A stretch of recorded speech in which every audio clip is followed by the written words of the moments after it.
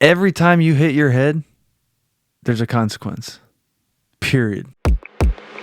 I want to be careful how I ask this, but this is important because I'm hearing patterns that they're more talked about now publicly, and you see football getting some shit, and especially in recent years. But you're interesting in that football and the things it taught you by the people you were around and the discipline and being focused on things, all these different great life lessons you got out of it to formulate who you are today.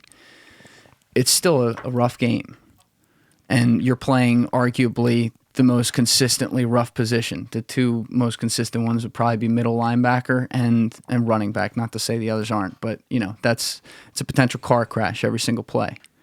And you were a machine.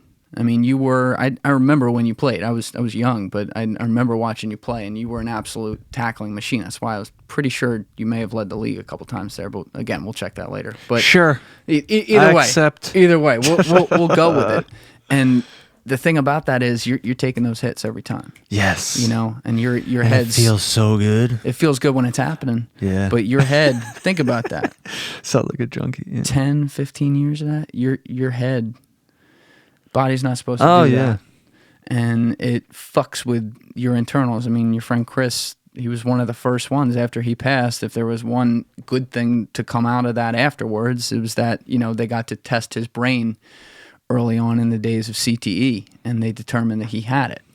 And that I think he might have been like the first one they made that determination with on modern day players. But that affects everything.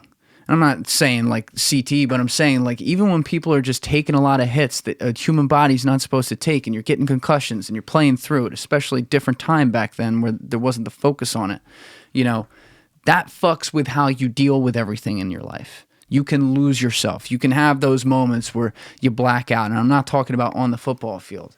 Like, is there a part of you that questions some of that and wonders, like, if maybe I hadn't played or hadn't been in those positions or hadn't had to do that all the time, maybe I could have had my head more and I wouldn't have been so fucked up at some times in my life?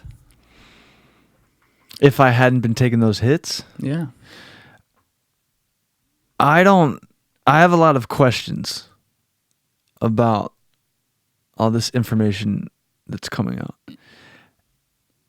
Every time you hit your head, there's a consequence. Period. Like, that's just, it doesn't take science to tell you that. No. So I knew, especially getting injured so often and spending so much time in the training room, I knew for myself personally, I can't speak for anybody else, that I was going to have to find alternative modalities to heal. And I was fortunate enough to get injured when I did. Now, when I'm playing... What do you mean alternative modalities? Alternative to what we're offered, right? So CTE came after I was done playing. Like, the focus happened after I was done, right? And it can't be diagnosed in life. Right. Yeah. And there's a focus now on that. When I was playing there, it was like, oh, are you seeing stars? No. Okay, you can still play, right? And there were times where I would projectile vomit after hitting someone and still be playing after a blackout on the field. But that was also my choice not to tell anybody that this was happening because I wanted to play. Yeah, it's the culture. And yeah, it's part of be tough, that machismo, right? And you have to be a dog when you're on the field. So it's like that's your edge. If you're not a dog on the field, you get eaten. Period.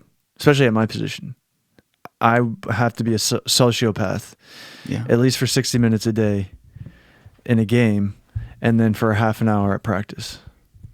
So every day you're tapping into that part of you. I feel like that on top of the collision can lead you to some really interesting decisions on and off the field. I don't excuse or say, because I really don't know. I will assume that if my brain is bruised or hemorrhaging, then I'm not thinking quite clearly.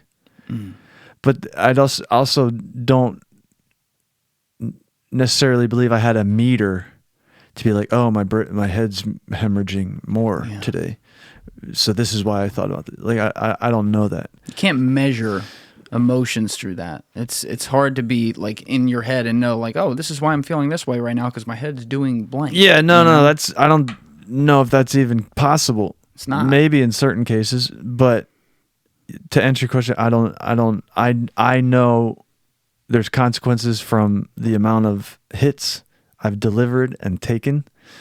And when I decided to stop playing in going into the 2005 season, I remember being at the hospital for a second and just like, all right, this isn't just about my shoulder anymore. Oh, because you blew it out again. Well, yeah, it jiggled out, and I was just like, I just had surgery. Like, come on. Then being at the hospital again, I remember just talking to myself like, okay, this isn't just about my shoulder anymore. This is about, now I know I have to transition and figure out a way to start healing, restorative to regenerative, however, whichever comes first in the process.